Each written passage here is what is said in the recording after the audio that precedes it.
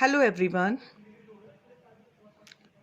आज हम आपको अकाउंटिंग के बारे में कुछ बताएंगे, लेकिन अकाउंटिंग से पहले हम थोड़ी सी बातें कर लेते हैं।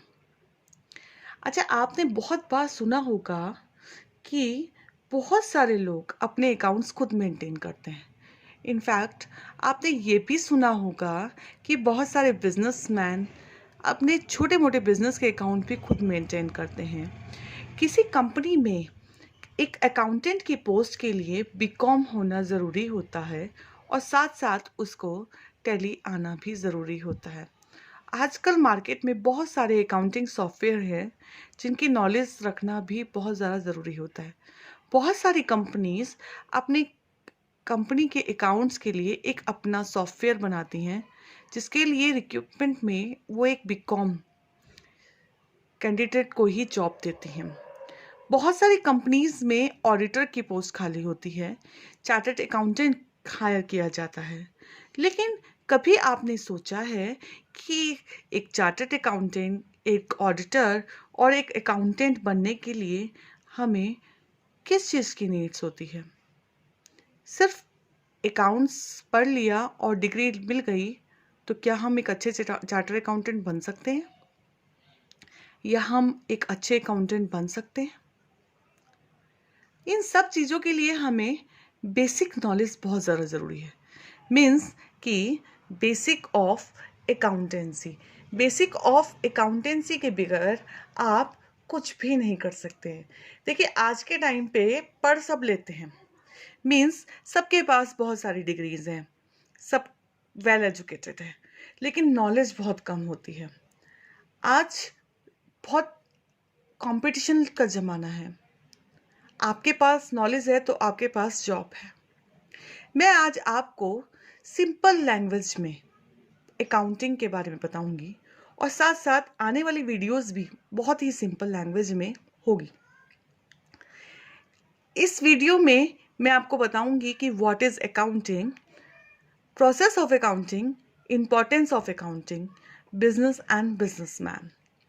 नेक्स्ट वीडियो में, आने वाली वीडियोस में मैं आपको बताऊंगी accounting concept, journal entries, rules of accounting, Contra entry, बहुत बेसिक चीज़ें जिस पे हमें वर्क करते हैं उन पे हम वर्क करेंगे। Laser, trial balance, final account, cash book, subsidiary book, depreciation. ये बहुत सिंपल चीज़ें हैं कहने के लिए, लेकिन बहुत कम लोगों को इसकी डीपली नॉलेज होती है। हम लोग सिर्फ एक ओवरव्यू लेंगे और इसकी नॉलेज लेंगे, लेकिन बहुत ही सिंपल लैंग्वेज में, ठीक है, जिसमें आपको ज़्यादा मेहनत नहीं करनी पड़ेगी। प्लीज़ आप इस वीडियो को बहुत ध्यान से सुनिए और देखिए। फर्स्ट टॉपिक है हमारा accounting. What is accounting? Accounting is the systematic recorded presentations of the financial activities of the business enterprises। लेकिन हम इसे सिंपल वे में समझते हैं। Accounting is a recording business transaction in a book of accounts.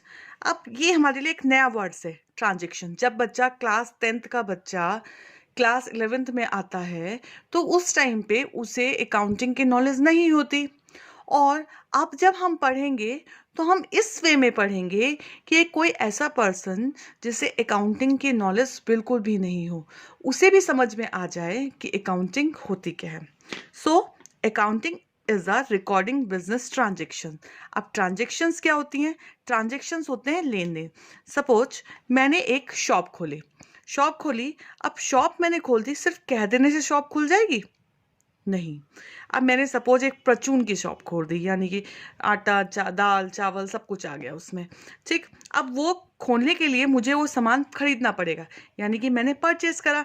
अब जिससे मैं वो सामान खरीदूंगी उसको मुझे क्या देने पड़ेंगे? रुपए, पैसे, है ना, रुपए देने पड़ेंगे, तो यानी कि मुझे उसको पेमेंट करनी पड़ेगी। अब जो हमारी ट्रांजेक्शन्स होती हैं, या तो वो कैश और बैंक में होती हैं या फिर क्रेडिट मीन्स उधार में होती हैं। तो इट मीन्स कि जो मैं परचेस करूंगी उसकी मुझे पेमेंट करनी पड़ेगी, और जब वो परचेज होगा, जब मेरे पास सामान होगा, तभी वो सेल होगा। सेल होने के बाद जो भी उसे खरीदेगा वो उसके लिए बदले मुझे पैसे देगा। तो जो भी बिजनेस में लेन देन होते हैं, चाहे वो रिसिप्ट में हो, पेमेंट में हो, परचेज में हो, सेल में हो, जो भी बिजनेस में लेन देन, यानी कि बिजनेस में जितने भी लेन देन होते हैं उन्हें हम ट्रांजेक्शन्स बोलते हैं। So accounting is a recording business transaction. Business में होने वाले लेन देन को अकाउंट्स की बुक में, ध्यान से सुनिएगा, बिजनेस में होने वाले लेन देनों को अकाउंट्स की बुक में रिकॉर्ड करना ही अकाउंटिंग कहलाता है। So we can say accounting is a recording business transaction in a book of accounts. Clear?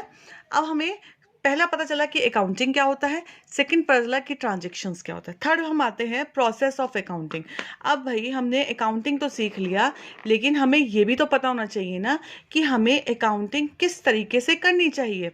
Number 1, identification of transactions.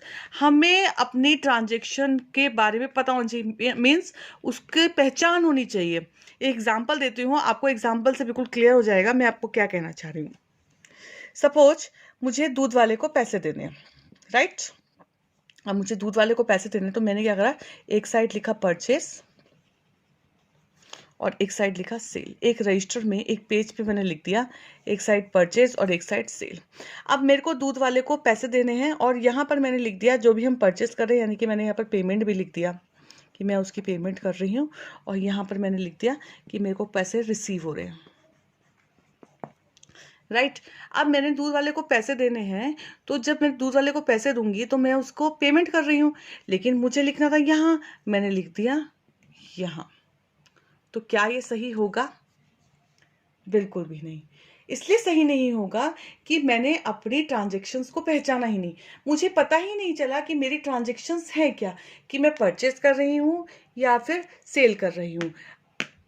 मैंने पेमेंट करी थी तो वो पैसे मुझे यहाँ लिखने थे और मैंने लिख दिए यहाँ। तो इट मीन्स कि मुझे अपनी ट्रांजैक्शंस के बारे में पता ही नहीं कि मैं कौन सी ट्रांजैक्शंस कर रही हूँ, राइट। तो फर्स्ट पॉइंट था आइडेंटिफिकेशन ऑफ ट्रांजैक्शंस, यानी कि अपनी ट्रांजैक्शन, अपने लेन देन को पहचानना कि हम क्या लेन देन कर रहे हैं।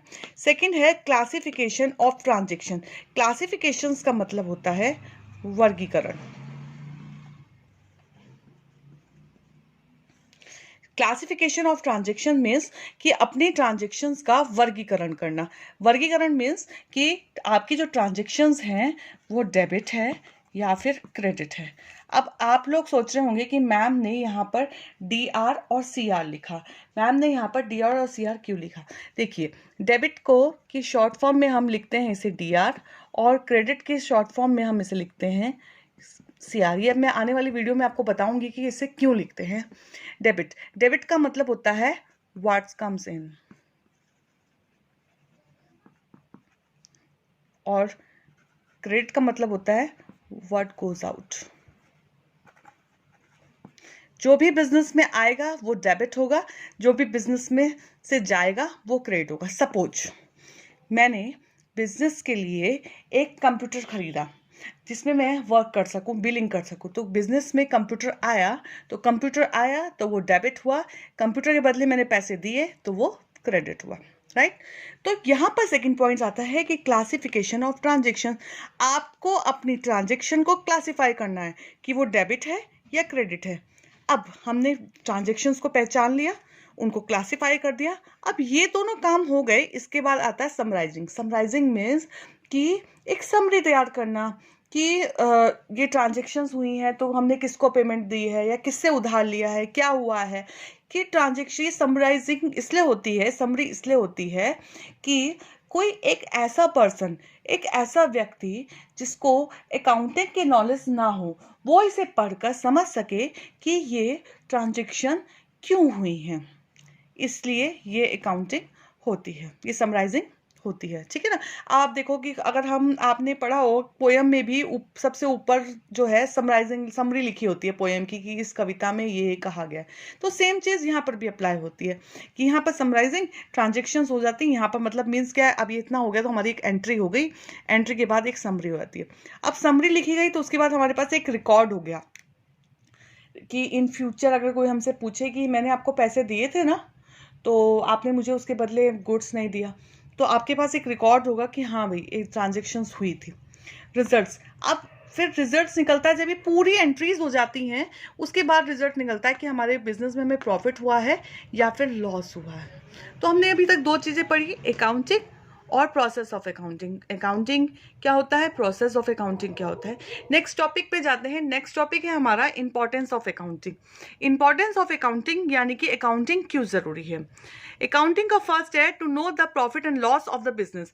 अकाउंटिंग सबसे पहले इसलिए भी की जाती है कि ताकि हमें पता चल सके कि हमारे बिजनेस में हमें लॉस हुआ है या फिर प्रॉफिट हुआ है। सेकेंड, अकाउंटिंग इसलिए की जाती है टू मेंटेन प्रॉपर रिकॉर्ड। एक प्रॉपर रिकॉर्ड के लिए हम अकाउंटिंग करते हैं। नेक्स्ट थर्ड है to know the position of business. Market में हमारे बिजनेस की क्या पोजीशन है, उसके लिए भी हम अकाउंटिंग करते हैं। सॉरी। नेक्स्ट पॉइंट आता है कि business business is an economic activity who started by the businessman to earn by profit. Business एक अर्थशास्त्रीय श्रृंखला है जो बिजनेसमैन के द्वारा यानी कि व्यापारी के द्वारा शुरू की जाती है प्रॉफिट कमाने के लिए। मैं आपको हिंदी और इंग्लिश दोनों में इसलिए बता रही हूँ कि कुछ स्टूडेंट्स हिंदी के हैं और कुछ स्टूडेंट्स इंग्लिश के होते हैं, तो उनको क्लियर समझ में आ जाए। Businessman is the person who started business. Businessman वो व्यक्ति होता है जो कि बिजनेस स्टार्ट करता है।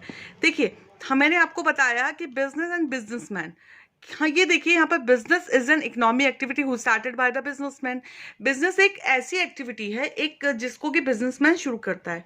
तो आप लोगों के मन में एक कंफ्यूजन होगा, यार बिजनेस तो एक जैसा है, बिजनेसमैन भी एक जैसा है, मिलता जुलता है। लेकिन नेक्स्ट वीडियो में मैं आपको बताऊंगी कि business and businessman are separate person. Why? तो अब आपको मैंने इस वीडियो में बताया कि अकाउंटिंग क्या है, हम समझ गए अकाउंटिंग क्या है, ट्रांजैक्शंस क्या है, प्रोसेस ऑफ अकाउंटिंग क्या है, importance of accounting, business and businessman, इसके बारे में हम आगे बात करेंगे। लेकिन यहाँ तक हमें ये कॉन्सेप्ट क्लियर हुआ। अगर आपको ये वीडियो अच्छी लगी है तो लाइक और सब्सक्राइब कीजिए और कमेंट्स भी कीजिए। धन्यवाद।